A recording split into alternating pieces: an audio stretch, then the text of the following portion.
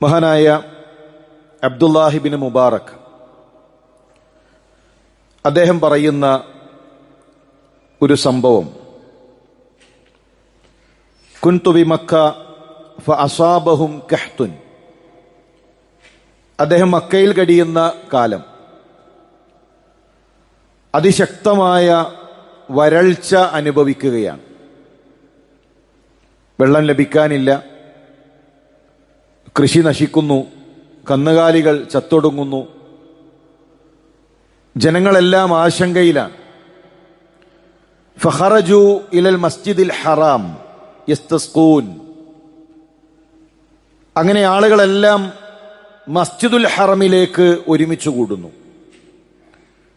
മസ്ജിദുൽ ഹറമിൽ വന്ന് മഴയ്ക്ക് വേണ്ടി അവർ പ്രാർത്ഥിക്കുകയാണ്, അവർ നമസ്കരിക്കുകയാണ്. നമസ്കാരം നിർവഹിച്ചു, പ്രാർത്ഥിച്ചു, പക്ഷെ മഴ ലഭിക്കുന്നില്ല. അബ്ദുല്ലാഹിബ്നു മുബാറക് പറയുന്നു, അദ്ദേഹത്തിന്റെ ഒരു വശത്തായി ക്ഷീണിച്ച കറുത്ത വർഗക്കാരനായ വളരെ മെലിഞ്ഞൊട്ടിയ ഒരു മനുഷ്യൻ അബ്ദുല്ലാഹിബ്നു മുബാറക്കിന്റെ ഒരു വശത്തായി ഇരിക്കുന്നുണ്ട്. ഫഖാൽ, ആ മനുഷ്യൻ പറയുന്നു, അല്ലാഹുമ്മ അല്ലാഹുമ്മ, അല്ലാഹുവേ അല്ലാഹുവേ, ഖദ് ദഅൗക ഫലം തുജിബുഹും. അല്ലാഹുവേ, ഇവർ നിന്നോട് പ്രാർത്ഥിച്ചിരിക്കുന്നു, നീ അവർക്ക് ഉത്തരം നൽകിയിട്ടില്ല, നീ മഴ വർഷിപ്പിച്ചിട്ടില്ല. ഇന്നി അഖ്സിം അലൈക് അൻ തസ്ഖിയനാ. അല്ലാഹുവേ, നിന്നെ സത്യം ചെയ്തുകൊണ്ട് ഞാൻ പറയുകയാണ്, നീ ഞങ്ങൾക്ക് മഴ നൽകണം, മഴ വർഷിപ്പിക്കണം. അദ്ദേഹം പ്രാർത്ഥിച്ച് അധിക സമയം കഴിഞ്ഞിട്ടില്ല. ഫവല്ലാഹ്, അബ്ദുല്ലാഹിബ്നു മുബാറക് പറയുകയാണ്, അള്ളാഹു തന്നെയാണ് സത്യം. അദ്ദേഹം പ്രാർത്ഥിച്ചു കഴിഞ്ഞു, ഉടനെ ശക്തമായ മഴ പെയ്യുകയായി. ആ കറുത്ത വർഗക്കാരനായ മെലിഞ്ഞൊട്ടിയ ആ മനുഷ്യൻ, അയാൾ അബുദാണ്, അടിമയാണ്. അവിടെ നിന്ന് നടന്ന് അദ്ദേഹം പതുക്കെ പുറത്തേക്ക് നീങ്ങി. അബ്ദുല്ലാഹിബ്നു മുബാറക് ആ മനുഷ്യനെ അനുഗമിച്ചു. അദ്ദേഹം ഒരു ധാന്യ കച്ചവടക്കാരന്റെ വീട്ടിലാണ് എത്തുന്നത്. ആ വീട്ടിൽ അദ്ദേഹം പ്രവേശിച്ചു. സമയം രാത്രിയായി. ആ വീടിനൊരു അടയാളം വെച്ച് അടുത്ത ദിവസം അബ്ദുല്ലാഹിബ്നു മുബാറക് കൈകളിൽ ദീനാറുമായി സ്വർണ്ണ നാണയവുമായി ആ വീട്ടിലേക്കെത്തി. ആ വീടിന്റെ പുറത്ത് ഒരു വ്യക്തി നിൽക്കുന്നുണ്ട്. അയാളോട് ഈ വീടിന്റെ ഉടമസ്ഥനെ ഒന്ന് കാണിച്ചു നൽകുമോ എന്ന് ആവശ്യപ്പെട്ടു. ആ വ്യക്തി പറഞ്ഞു, ഞാനാണ് ഈ വീടിന്റെ ഉടമസ്ഥൻ. എങ്കിൽ നിങ്ങളുടെ ഒരു അബദിനെ, ഒരു അടിമയെ വാങ്ങാൻ ഞാൻ ആഗ്രഹിക്കുന്നുണ്ട്. ആ അടിമയെ എനിക്ക് കച്ചവടം ചെയ്യണം. ആ ഉടമയുടെ മറുപടി, എനിക്ക് 14 അടിമകളുണ്ട്. അബ്ദുല്ലാഹിബ്നു മുബാറക്, നിങ്ങൾക്കതിൽ ഏത് അബദിനെ വേണോ അതിനെ നിങ്ങൾക്ക് തെരഞ്ഞെടുക്കാം, ഓരോരുത്തരെയും ഞാൻ കാണിച്ചു നൽകാം. ആ 14 പേരെയും കാണിച്ചു കൊടുത്തു. ആ 14-ൽ ഇദ്ദേഹം ഇന്നലെ കണ്ട മെലിഞ്ഞൊട്ടിയ കറുത്ത നിറമുള്ള ആ അബദ്, ആ അടിമ ഇല്ല. ഫഖുൽതു ലഹു ബഖിയ ഷൈഉൻ. അബ്ദുല്ലാഹിബ്നു മുബാറക് അദ്ദേഹത്തോട് ചോദിച്ചു, ഇനി വല്ലവരുമുണ്ടോ? ഈ 14 പേരല്ലാത്ത മറ്റു വല്ല അടിമയും നിങ്ങൾക്കുണ്ടോ? ഫഖാൽ, ആ മനുഷ്യന്റെ മറുപടി, ഗുലാമുൻ മരീദ്, രോഗിയായ, പ്രത്യേകിച്ച് ഒന്നിനും പറ്റാത്ത രോഗിയാണ്, അവശനാണ്, ദുർബലനാണ്. അങ്ങനെയുള്ള ഒരു അടിമ കൂടെയുണ്ട്. അദ്ദേഹത്തെ ഒന്ന് കാണിച്ചു നൽകുമോ? അദ്ദേഹത്തെ കാണിച്ചു കൊടുത്തു. ഫഇദാ ഹുവൽ അസ്വദ്. ഇന്നലെ കണ്ട, ആ പ്രാർത്ഥിച്ച, ആ കറുത്ത അതേ മനുഷ്യൻ, രോഗിയാണ്, അവശനാണ്. എനിക്ക് ഈ വ്യക്തിയെ നിങ്ങൾ വിൽക്കണം. ഹുവലക യാ അബാ അബ്ദുറഹ്മാൻ. ഓ അബു അബ്ദുറഹ്മാൻ, നിങ്ങൾക്ക് ഈ അബദിനെ വില കൊടുത്തു വാങ്ങാം, നിങ്ങൾക്ക് സ്വീകരിക്കാം. 14 ദീനാറു നൽകി കച്ചവടം നടന്നു. 14 ദീനാറിന് ആ അബദിനെ അബ്ദുല്ലാഹിബ്നു മുബാറക് വാങ്ങി അദ്ദേഹം തിരിച്ചു നടക്കുന്നു. പാതി ദൂരം പിന്നിട്ടു. പോകുന്ന യാത്രയിൽ പതിഞ്ഞ സ്വരത്തിൽ ആ അടിമ ചോദിച്ചു, യാ മൗല, എന്റെ യജമാന, അയ്യു ഷൈഇൻ തസ്നഉ ബി, എന്നെക്കൊണ്ട് നിങ്ങൾക്ക് എന്തിനാണ്? എന്നെക്കൊണ്ട് നിങ്ങൾക്കൊരു ജോലിയെടുക്കാൻ, ഒരു പണിയെടുക്കാൻ ഒന്നിനും കഴിയുകയില്ല. ദുർബലനാണ്, രോഗിയാണ്. എന്നെ കൊണ്ട് നിങ്ങൾക്ക് എന്തിനാണ്? വഅന മരീദുൻ, ഞാനാകട്ടെ രോഗിയുമാണ്. മഹാനായ അബ്ദുല്ലാഹ് ഇബ്നു മുബാറക് ഇന്നലെ മസ്ജിദുൽ ഹറാമിൽ സംഭവിച്ച ആ കാര്യം അദ്ദേഹം പ്രാർത്ഥിച്ചതും ആ പ്രാർത്ഥന നിർവഹിച്ച ഉടനെ മഴ പെയ്തതുമായ സംഭവം ആ അബ്ദിനോട് പറഞ്ഞു. അത് കേൾക്കേണ്ട താമസം ഫത്തക അലൽ ഹായിത്, ഒരു ചുമരിലേക്ക് പേടിയോടുകൂടെ അദ്ദേഹം ചാരി നിന്നു. ഫഖാൽ, എന്നിട്ട് ആ മനുഷ്യൻ അള്ളാഹുവിനോട് പ്രാർത്ഥിച്ചു, അല്ലാഹുമ്മ ലാ തുശഹിർ ബി, അള്ളാഹുവേ എന്നെ പ്രശസ്തനാക്കരുതേ, അള്ളാഹുവേ എന്നെ ജനങ്ങൾക്കിടയിൽ ഒരു പ്രശസ്തിയുള്ള, ജനങ്ങൾ അറിയപ്പെടുന്ന ഒരാളാക്കി എന്നെ മാറ്റരുതേ. ഫഖ്ലിനി ഇലൈക്, എന്നെ എത്രയും പെട്ടെന്ന്, ഫഖ്ബിൽനി ഇലൈക്, അള്ളാഹുവേ എന്നെ എത്രയും പെട്ടെന്ന് നിന്നിലേക്ക് തിരിച്ചു വിളിക്കണമേ. പ്രശസ്തി ഞാൻ ആഗ്രഹിക്കുന്നില്ല, ജനങ്ങൾക്കിടയിൽ അറിയപ്പെടുന്ന ആളാകാൻ ഞാൻ ആഗ്രഹിക്കുന്നില്ല, എന്നെ തിരിച്ചു വിളിക്കണേ റബ്ബേ. ഫഖറ മയ്യിത്തൻ, ആ പ്രാർത്ഥന പ്രാർത്ഥിച്ചതും ആ മനുഷ്യൻ അവിടെ മരണപ്പെട്ടു വീണു. ഫൻഹശറ അലൈഹി അഹ്ലു മക്ക, മക്കക്കാർ അവിടെ ഒരുമിച്ചുകൂടി ആ മനുഷ്യനു വേണ്ടി ജനാസ നമസ്കാരം നിർവഹിച്ചു. ഇത് ഇസ്ലാമിക ചരിത്രത്തിലെ ഒരു സംഭവമാണ്. ഈ ചരിത്രം നമുക്ക് നൽകുന്ന ഒരുപാട് പാഠങ്ങളുണ്ട്. ഒന്ന്, സമൂഹത്തിൽ നമ്മൾ ഏതവസ്ഥയിലാണെങ്കിലും റബ്ബ് പരിഗണിക്കും. ധനികന്മാർക്ക് പ്രത്യേകമായിട്ട് എന്തെങ്കിലും സൗകര്യങ്ങൾ റബ്ബിന്റെ അരികിലില്ല. സമ്പന്നനാണ് എന്നതുകൊണ്ട് പ്രത്യേകമായ പരിഗണന റബ്ബിന്റെ കോടതിയിലില്ല. നമ്മുടെ ജോലി ഏതാകട്ടെ, നമ്മുടെ നിറം ഏതാകട്ടെ, നമ്മുടെ സാമ്പത്തിക അവസ്ഥ ഏതാകട്ടെ, നമ്മൾ എത്ര ദരിദ്രനാകട്ടെ, നമ്മൾ എത്ര പാവപ്പെട്ടവനാകട്ടെ, ജനങ്ങൾക്കിടയിൽ, കുടുംബത്തിൽ, നമ്മുടെ നാട്ടിൽ ആർക്കുമിടയിലും ഒരു പേരും അഡ്രസ്സും ഇല്ലാത്തവനാകട്ടെ, റബ്ബ് പരിഗണിക്കും. വഇദാ സഅലക ഇബാദി അന്നി ഫഇന്നി ഖരീബ്, റബ്ബ് നമ്മുടെ തൊട്ടരികിലുണ്ട്, റബ്ബ് സമീപസ്ഥനാണ്.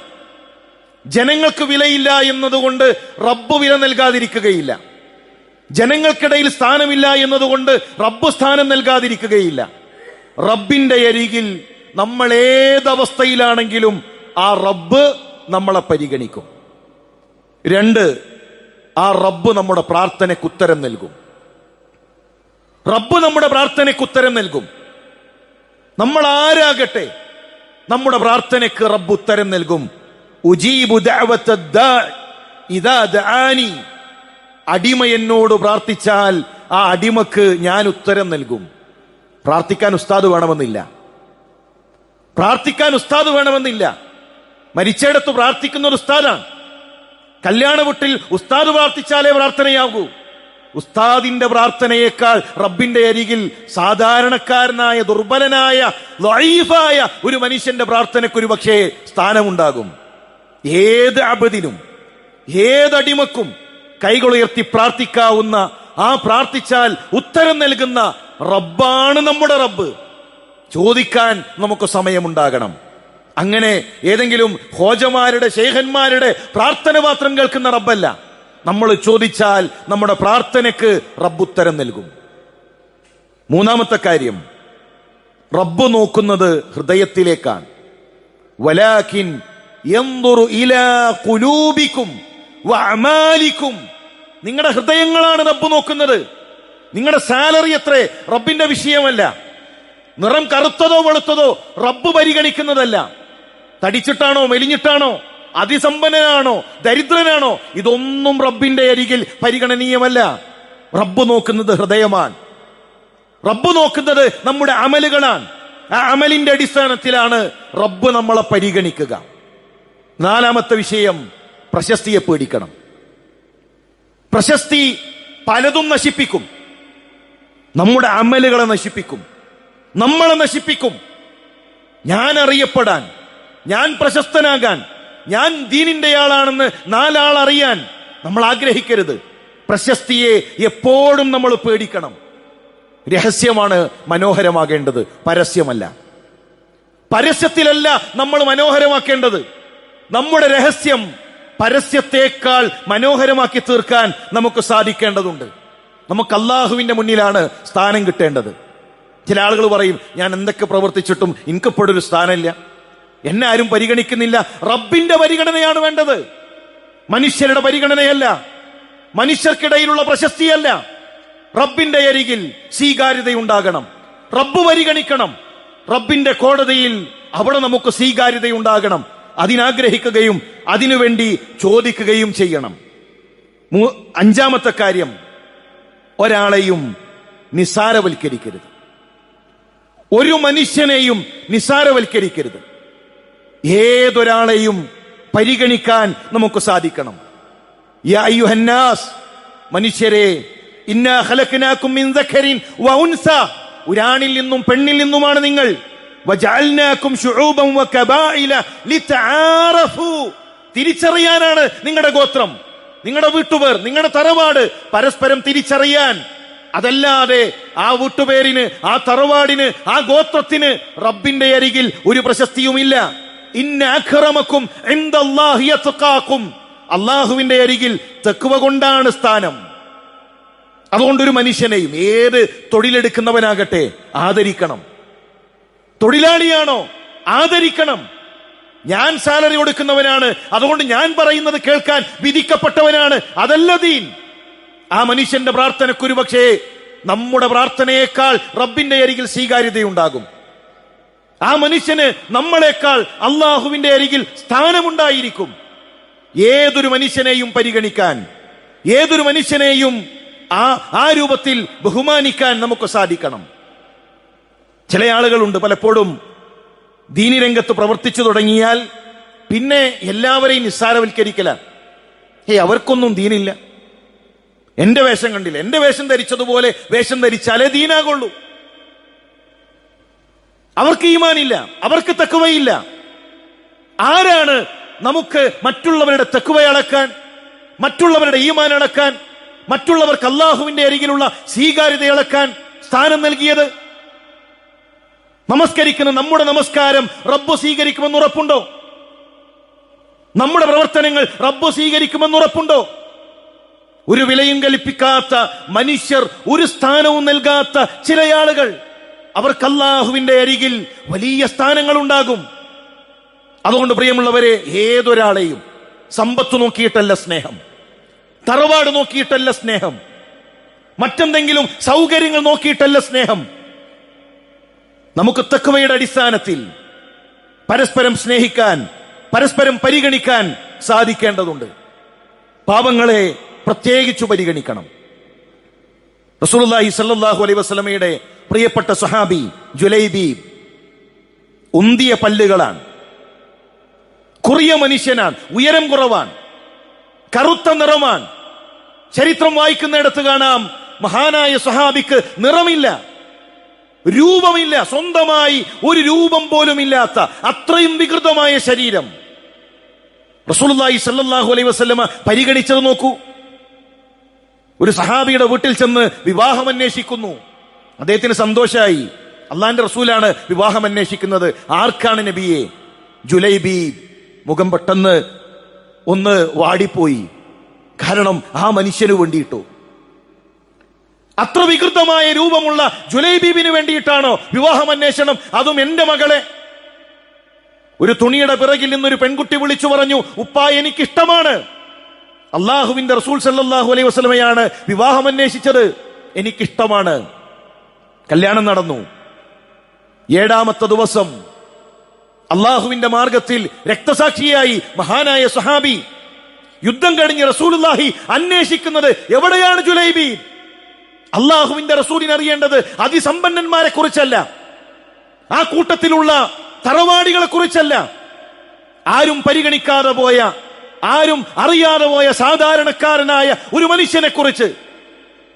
യുദ്ധഭൂമിയിലൂടെ ഓടി നടന്നു പ്രവാചകൻ. 7 മുശ്രിക്കീങ്ങൾക്കിടയിൽ വെട്ടേറ്റ് താഴെ കിടക്കുന്ന സ്വഹാബിയെ കൈകൾ കൊണ്ട് ചേർത്തുപിടിച്ച് മടിത്തട്ടിൽ വെച്ച്, ഹാദാ മിന്നി വഅന മിൻഹു, ജുലൈബീബ് താങ്കൾ എന്നിൽ നിന്നാണ്, ഞാൻ നിങ്ങളിൽ നിന്നാണ് എന്ന് പറഞ്ഞ് ആ മുഖത്ത് കൈകൾ വെക്കുന്ന പ്രവാചകൻ സല്ലല്ലാഹു അലൈഹി വസല്ലമയെ ചരിത്രത്തിൽ കാണാം. ഇതാണ് ഇസ്ലാം. താഴെയുള്ളവരെ, സാമ്പത്തികമായി പിറകോട്ടുപോയവരെ, ജോലിയില്ലാത്തവരെ, ദുർബലന്മാരെ, ആരോഗ്യമില്ലാത്തവരെ, അവരെ പരിഗണിക്കാൻ, അവരെ സ്നേഹിക്കാൻ, അവരുടെ കൂടെയാണ് റബ്ബിന്റെ സഹായം എന്ന ആദർശത്തെ തിരിച്ചറിയാൻ നമുക്ക് സാധിക്കണം. അടിമച്ചന്തയിൽ കന്നുകാലികളുടെ കൂടെ അരയിൽ ഒരു ചാക്കുകെട്ടി കൈകളിൽ കയറുകെട്ടി തൂക്കിയിട്ടിരുന്ന കറുകറുത്ത ബിലാലിനെ സയ്യിദാക്കിയ ദീനാണ് ഇസ്ലാം, നേതാവാക്കിയ ദീനാണ് ഇസ്ലാം. മക്കാ വിജയത്തിന്റെ സമയത്ത് കാബയുടെ മുകളിൽ കയറി ആരു ബാങ്കുലി മുടക്കണം എന്നതിന് തർക്കമുണ്ടായിരുന്നില്ല. അവിടെ ഉസ്മാൻ ഇബ്നു അഫ്ഫാൻ ഉണ്ട്, അബ്ദുറഹ്മാൻ ഇബ്നു ഔഫ് ഉണ്ട്, അതിസമ്പന്നരുണ്ട്, തറവാടികളുണ്ട്, നേതാക്കന്മാരുണ്ട്. റസൂലുള്ളാഹി സ്വല്ലല്ലാഹു അലൈഹി വസല്ലം വിളിച്ചത് ഐന ബിലാൽ, ബിലാൽ എവിടെ എന്നാണ്. ആ ബിലാലിനാണ് റസൂലുള്ളാഹി സ്വല്ലല്ലാഹു അലൈഹി വസല്ലം അവിടെ പരിഗണിച്ചത്. എങ്കിൽ മനുഷ്യരെ മനുഷ്യരായി കാണാൻ, സ്നേഹിക്കാൻ, അവരെ ആ രൂപത്തിൽ ഉയർത്തിക്കൊണ്ടുവരാൻ, പരിഗണിക്കാൻ നമ്മളെ സംബന്ധിച്ചിടത്തോളം സാധിക്കേണ്ടതുണ്ട്. ഇസ്ലാം ചേർത്ത് നിർത്തലിന്റെ പാഠമാണ്. നിറത്തിന്റെ പേരിൽ അകറ്റി നിർത്തുന്ന വർണ്ണവെറിയുടെ ആശയമല്ല. ആ വർണ്ണവെറികളെ തച്ചുടച്ച് സൊഫിൽ കറുകറുത്ത ബിലാലിനെയും വെളുത്ത മുസ്അബിനെയും ധനികനായ ഉസ്മാൻ റളിയല്ലാഹു തആല അൻഹുവിനെയും ദരിദ്രനായ ഖുബൈബിനെയും ചേർത്ത് നിർത്തി ഒന്നിച്ചൊരേ സൊഫിൽ നമസ്കരിക്കാൻ പഠിപ്പിച്ച, സ്നേഹിക്കാൻ പഠിപ്പിച്ച ആദർശമാണ്. ആ സ്നേഹം നമ്മുടെ ജീവിതത്തിൽ ഉണ്ടാകണം. പരസ്പരം സ്നേഹിക്കാൻ, പരസ്പരം അള്ളാഹുവിന്റെ മാർഗത്തിൽ ഒന്നിച്ചു നിന്ന് പ്രവർത്തിക്കാൻ നമുക്ക് സാധിക്കണം. അള്ളാഹു അതിനുള്ള തൗഫീഖ്